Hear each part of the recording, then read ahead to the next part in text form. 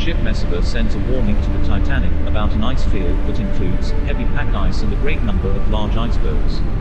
Wireless operator, Jack Phillips, is handling passengers' messages and never passes the warning on to the Titanic's bridge.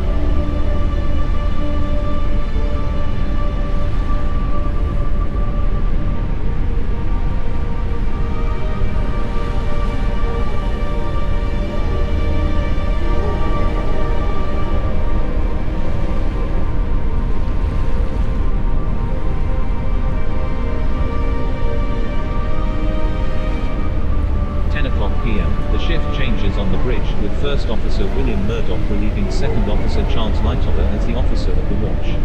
The lookouts, Frederick Fleet and Reginald Lee, begin their watch in the crow's nest. The night is unusually calm, making icebergs more difficult to see, because there are no waves breaking at their edges. Adding to the difficulties is the fact that their binoculars have been locked away.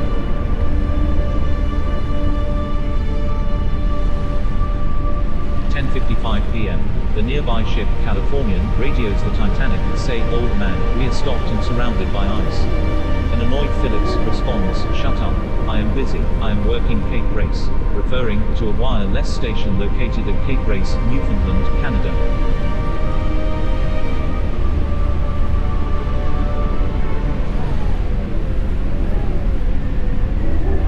11 p.m. Most of the Titanic's passengers have retired to their rooms for the evening.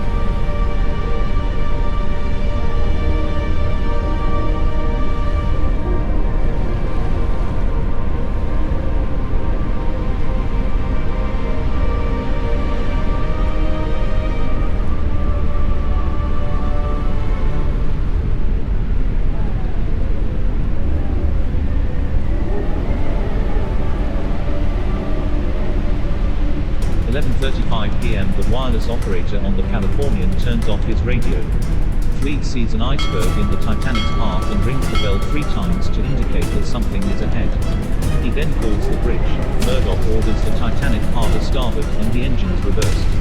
He also closes the doors to the watertight compartments.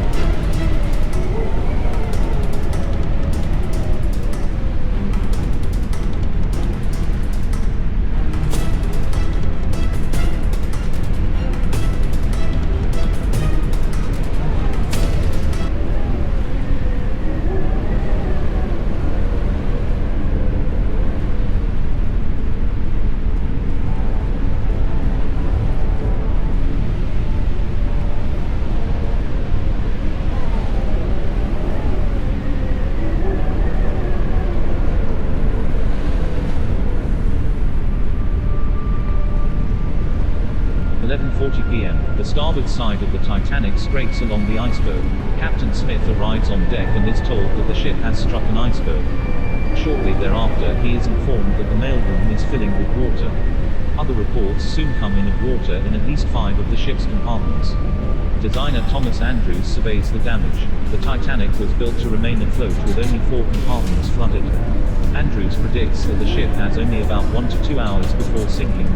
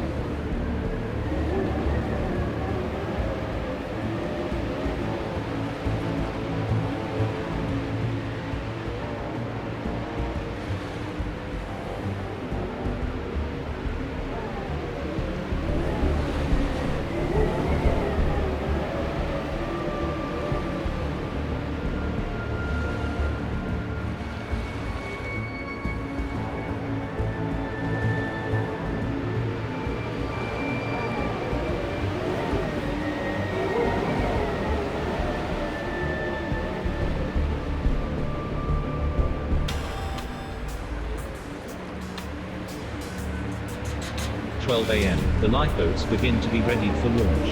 The 20 boats have space for only 1,178 of the more than 2,200 people on board. An order is later given for women and children to board first, with crewmen to row and guide the boats.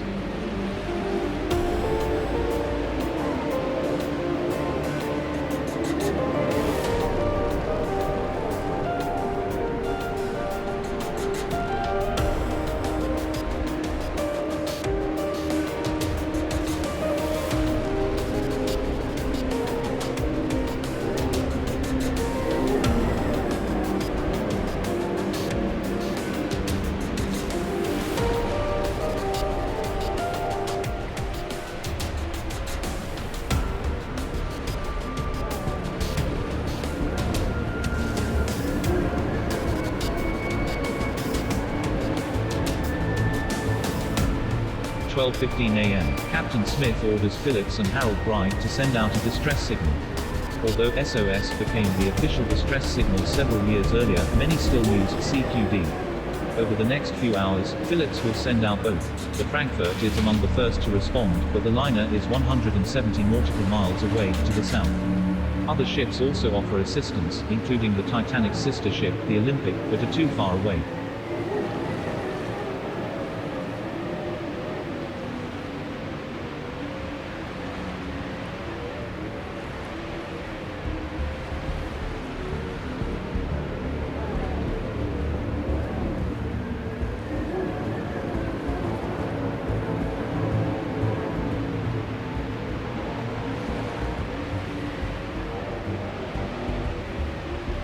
"12:20 a.m., the Carpathia receives a distress signal from the Titanic, "Come at once. We have struck a berg. It's a CQD, old man." The Cunard liner immediately changes course to aid the stricken ship 58 nautical miles away. It will take the Carpathia more than 3 hours to arrive. Fourth Officer, Joseph G. Boxhall, tasked with determining the Titanic's position, gives the location as 41 degrees, 46 minutes north and 50 degrees, 14 minutes west in the distress signals. Passengers waiting to enter lifeboats are entertained by the Titanic's musicians, who initially play in the first-class lounge before eventually moving to the ship's deck. None of the musicians will survive the sinking.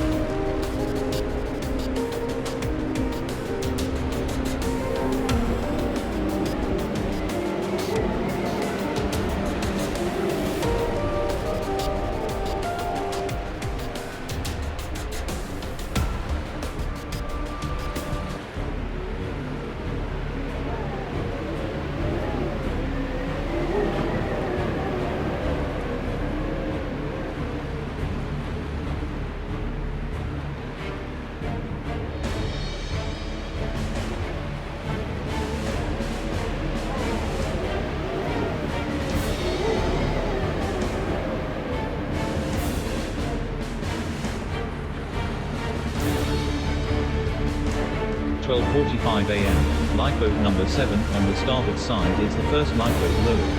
It carries 27 people even though it had room for 65. Many of the first lifeboats launched well below capacity, partially because of the crewmen's worry that the davits would be unable to hold a fully loaded lifeboat, and many passengers were initially afraid to leave the ship, believing that the Titanic is unsinkable. The Titanic fires the first of 8 distress rockets. The ship had been sighted less than 10 nautical miles away, but the crew is unable to contact it through telegraph or Morse land. The rockets also proved unsuccessful. Crewmen aboard the Californian see the rockets but fail to determine their source. The Californian will later be understood to have been 20 nautical miles away.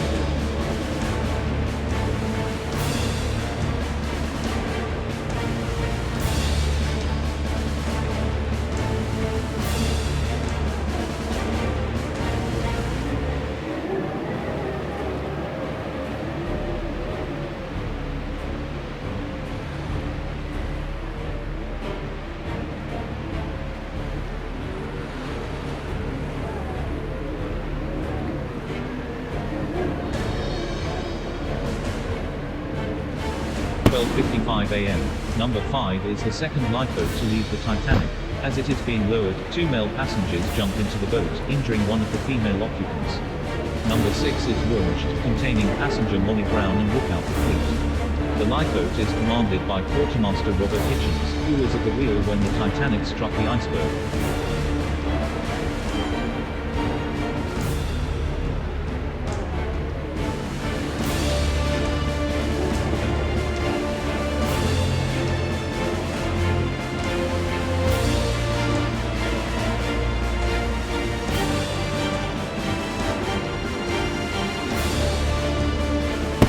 1 a.m. Number 3 is lowered. It carries approximately 39 people, 12 of whom are part of the ship's crew. Water is seen at the base E deck of the grand staircase. Number 1 is launched with only 12 people, it can hold 40. Among its occupants are first-class passengers Sir Cosmo Edmund Duff Gorgon and his wife Lucy. 7 of the occupants are crewmen.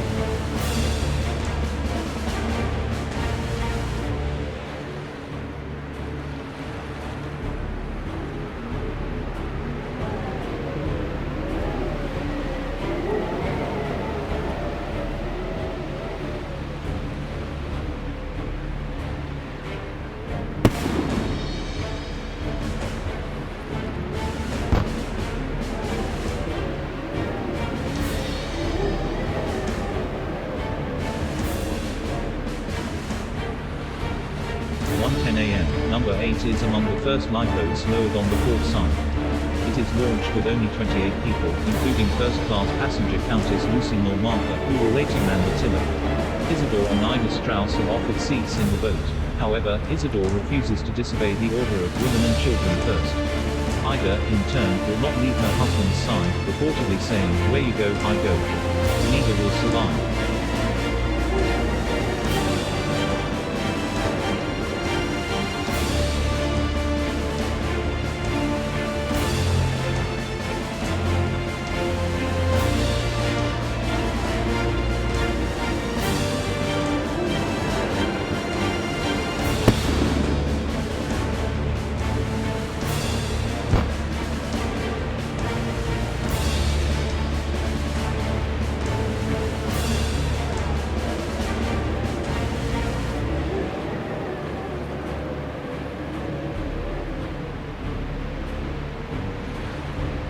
1:20 a.m., number 10 is launched. Among the occupants is 9-week-old Morvina Dean, who will become the last living survivor of the disaster. She will die in 2009 at the age of 97.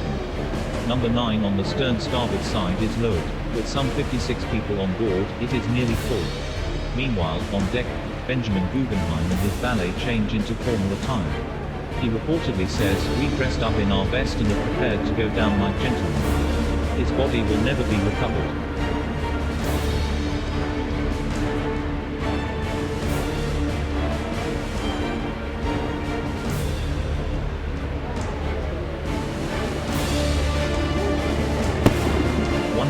A.m.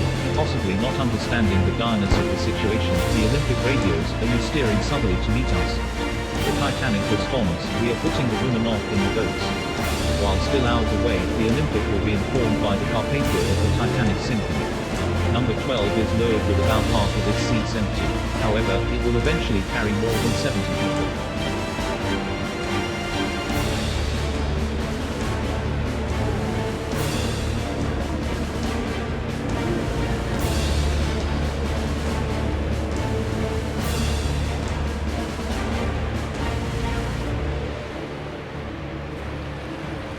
One 1:30 a.m. Amid the growing panic, several male passengers try to board number 14, causing 5th Officer Harold Lowe to fire his gun 3 times.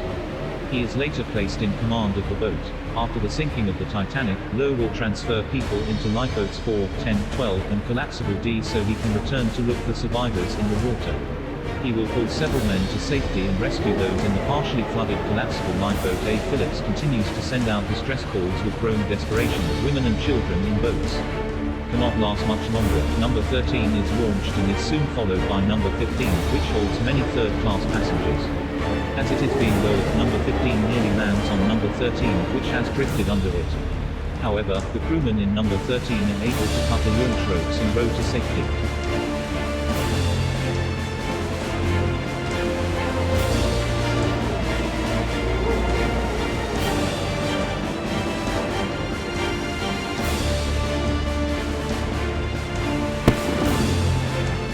One 1:35 a.m. Number 16 is launched.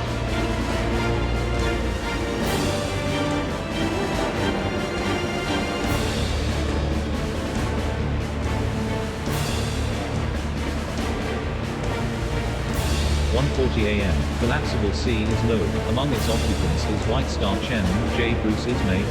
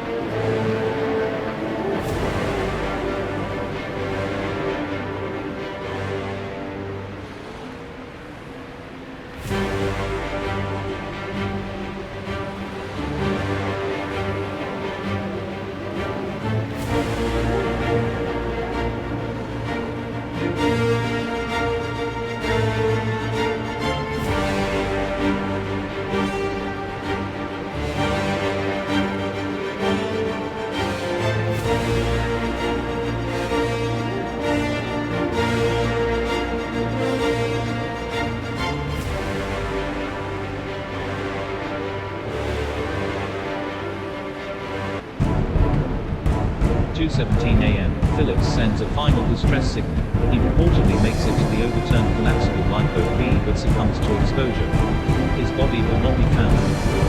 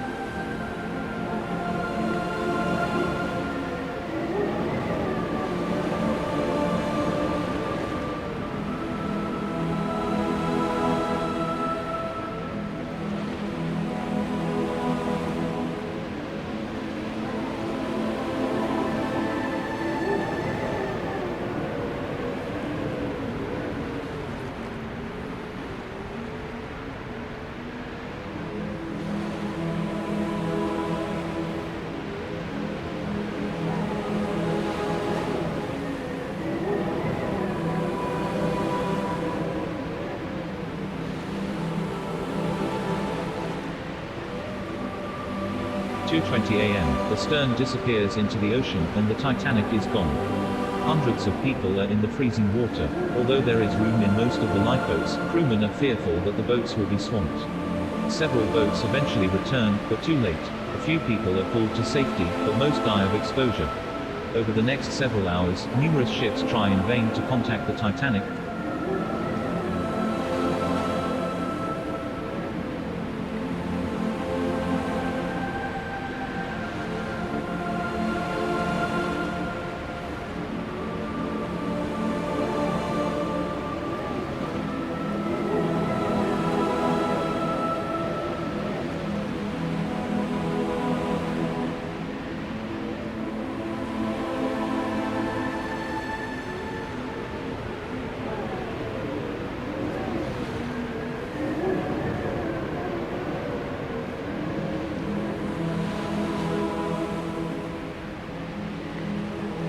At 3:30 a.m.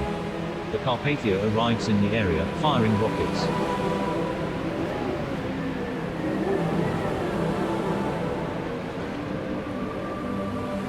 At 4:10 a.m., number 2 is the first lifeboat to reach the Carpathia. It will take several hours for the ship to pick up all the survivors. Charles Ismay writes a message to be sent to the White Star Line's offices saying, "Deeply regret to advise you Titanic sank this morning, the 15th after collision with iceberg, resulting serious loss of life, further particulars later." 8:30 a.m., the Californian, which at approximately 5:30 a.m., learned of the Titanic sinking, arrives. It searches the area for several hours but fails to find any survivors.